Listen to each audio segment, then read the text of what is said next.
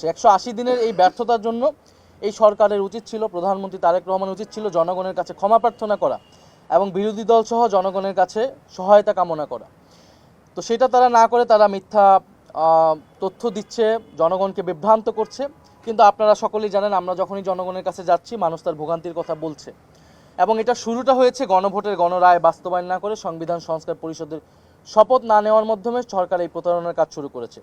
অন্যদিকে এই সরকার প্রধান জনাব তারেক রহমান তিনি দেশে এসে বলেছিলেন যে আই হ্যাভ এ প্ল্যান। ওনার একটা প্ল্যান রয়েছে, পরিকল্পনা রয়েছে, দেশকে তিনি স্থিতিশীল করতে পারবেন, অর্থনীতিকে স্থিতিশীল করতে পারবেন। এখন দেখা যাচ্ছে যে পুরা সরকারের 180 দিন আসলে অব্যবস্থাপনা। আপনার মন্ত্রী পরিষদ অল্প কয়েকদিনে, মাত্র 6 মাসে আবার পুনর্গঠিত করা লাগলো। তার মানে তাদের পরিকল্পনা এবং হোমওয়ার্ক যথাযথ ছিল না। এবং এই মন্ত্রী পরিষদ কিন্তু তাদেরকে আরও পরিবর্তন করতে হবে, কারণ সকল মন্ত্রীরাই, বেশিরভাগ মন্ত্রীরাই কিন্তু ব্যর্থ হবে আসলে তাদের কার্যক্রমে। ফলে এই সরকারের কাছে কোনো পরিকল্পনা নাই দেশ কিভাবে পরিচালনা করতে হয়, এবং তারা বিরোধী দলের কাছে পরিকল্পনা চাচ্ছে। তো বিরোধী দল সরকারের আগেও ইস্তেহার ঘোষণা করেছে, বাজেটে আমরা বিকল্প বাজেট আলাদা আলাদাভাবেও এবং একসাথে আমরা বলেছি।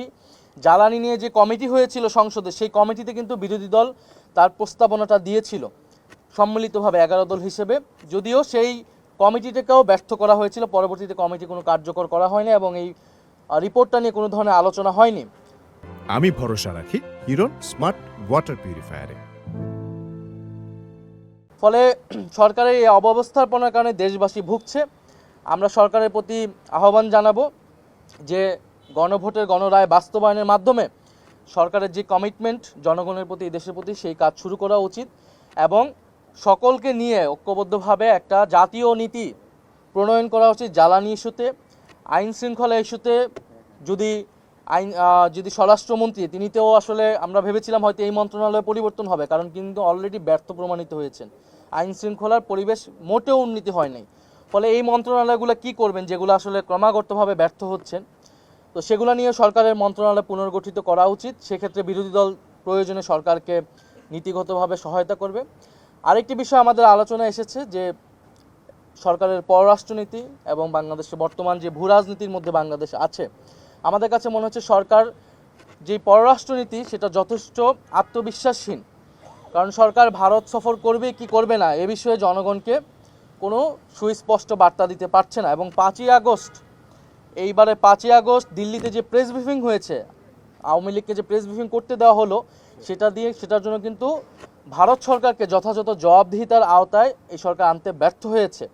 ফলে আমরা মনে করি যে আওয়ামী লীগকে দিল্লিতে কার্যক্রম করতে দিয়ে ফ্যাসিস্ট আওয়ামী লীগকে এবং একই সাথে বাংলাদেশ সরকারের সাথে বা বাংলাদেশের সাথে সুসম্পর্ক, এটা আসলে সম্ভব নয়। আমরা যে কোনো দেশের সাথে মর্যাদা এবং সমতার ভিত্তিতে সম্পর্ক চাই। এবং বাংলাদেশ ভারত যে পারস্পরিক যে সমস্যাগুলো রয়েছে, এবছর গঙ্গা চুক্তি শেষ হবে এবং অন্যান্য যে নদীর পানি বন্টন চুক্তি, সীমান্ত হত্যা, পুশিন ইত্যাদি বিষয়ে খোলামেলা আলোচনা করে বাংলাদেশ ভারতের নতুন পররাষ্ট্রনীতি প্রণয়ন করতে হবে বা সম্পর্ক স্থাপন করতে হবে, এবং সেক্ষেত্রে আওয়ামী লীগকে বাদ দিয়ে এটা করতে হবে। ফলে আওয়ামী লীগের এই বিষয় সুরাহা না পর্যন্ত, শেখ হাসিনার বিচার, ওসমান হাদির যে খুনিদের বিচার, সেটা নিশ্চিত না হওয়া পর্যন্ত জনাব তারেক রহমান, প্রধানমন্ত্রী তারেক রহমানের ভারত সফর জাতির জন্য কল্যাণকর হবে বলে 11 দল মনে করছে না।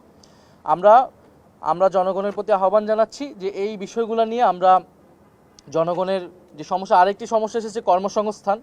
যে সরকার বলেছিল যে তারা 1 কোটি কর্মসংস্থান 18 মাসে করবে, তো 6 মাস গিয়েছে, তারা কিন্তু কোনো কর্মসংস্থান করতে পারেনি। অন্য জায়গায় আমরা দেখছি যে চাকরি পরীক্ষা সহ বিভিন্ন জায়গায় কিন্তু দুর্নীতির অভিযোগ আসতেছে। বিশ্ববিদ্যালয়গুলোতে সন্ত্রাসের আবারও অভয়ারণ্য তৈরি করা হচ্ছে। বিরোধী দল মতের যেই ছাত্র সংগঠন রয়েছে, ছাত্র সংসদের নেতা রয়েছে, তাদেরকে দমন পীড়ন করা হচ্ছে, গণতান্ত্রিক পরিবেশ সংকুচিত হচ্ছে এবং নজিরবিহীনভাবে এই সরকার দলীয়করণ করেছে, দলীয় লোক নিয়োগ করেছে রাষ্ট্রের বিভিন্ন স্তরে, ইলেকশন কমিশন থেকে শুরু করে বিভিন্ন প্রতিষ্ঠানে। তারা এবং দুদক, আপনারা দেখবেন যে দুদকের চেয়ারম্যান কিন্তু সম্প্রতি নিয়োগ করা হলো, এবং এটাও জুলাই সনদ অনুযায়ী কিন্তু নিয়োগ করা হয়নি। পিএসসির চেয়ারম্যান পদত্যাগ করেছেন, কেন করেছেন আমরা জানি না। তো এই যে পাবলিক প্রতিষ্ঠানগুলো, এগুলো নিয়ে কিন্তু আমাদের আলোচনা ছিল বা আমরা 6 মাস ঐক্যমত্য কমিশনে আলোচনা করেছি। ফলে দেখা যাচ্ছে সরকার জুলাই সনদ বলেন, গণভোট বলেন এবং তার নিজস্ব যে 31 দফা তারা রচনা করেছিল, তার কোনোটিই কিন্তু তারা ফলো করছে না এবং জনগণের প্রতি দেওয়া কমিটমেন্ট রক্ষা করছে না। যদি তারা কমিটমেন্ট রক্ষা না করে, এ কারণে আমাদেরকে সংসদের বাইরে আমাদেরকে গণতান্ত্রিক আন্দোলন গড়ে তোলার প্রয়োজন আমরা বোধ করছি। সেই লক্ষ্যে আমরা জনগণের কাছে যাচ্ছি এবং জনগণকে ঐক্যবদ্ধ করছি। আমরা মনে করি সরকার যদি জুলাই গণ অভ্যুত্থানের আকাঙ্ক্ষা এবং তার প্রতিশ্রুতি যদি রক্ষা না করে, আমরা গণতান্ত্রিকভাবে রাজপথে 11 দল সেটার জবাব দিবে।